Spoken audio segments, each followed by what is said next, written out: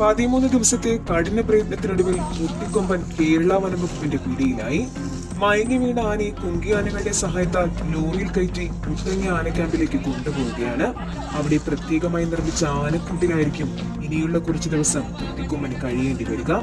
വയനാട് വടക്കനാട് മേഖലയിൽ ഒരു കർഷകനെ കൊലപ്പെടുത്തിയ മുട്ടിക്കൊമ്പനെ പിടികൂടണമെന്ന നാട്ടുകാരുടെ ആവശ്യത്തെ തുടർന്ന് ആനയെ കഴിഞ്ഞ 12 ദിവസമായി പിടികൂടുവാൻ കേരള വനംവകുപ്പ് പഠിച്ച പണി 18 ശ്രമിച്ചിട്ടും സാധിച്ചില്ല. പലപ്പോഴും മയക്കുപിടി കൊണ്ടെങ്കിലും പിടികൊടുക്കാതെ മുട്ടിക്കൊമ്പൻ നിമിഷങ്ങൾക്കകം കാട്ടിലേക്ക് മറയുമായിരുന്നു. അതിബുദ്ധിമാനായ കാട്ടേനയാണ് മുട്ടിക്കൊമ്പൻ എന്ന് വനംവകുപ്പിലെ ഉദ്യോഗസ്ഥർ പറഞ്ഞത് വെറുതെയല്ല.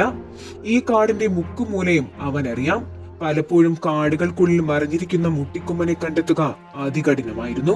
എന്നാൽ വനംവകുപ്പിന്റെ നിരീക്ഷണത്തിലായിരുന്ന മുട്ടിക്കൊമ്പനെ ഇന്ന് പുലർച്ചെ 5 മണിയോടെയാണ് താത്തൂർ സെക്ഷനിൽ ഓനച്ചൻ കവലയ്ക്ക് സമീപം വച്ച് മയക്കുവെടി വെച്ചത്.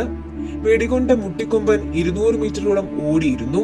തുടർന്ന് നടത്തിയ പരിശോധനയിലാണ് സമീപത്തെ ഒരു കുറ്റിക്കാട്ടിനുള്ളിൽ മയങ്ങിയ നിലയിൽ ആനയെ കണ്ടെത്തിയത്.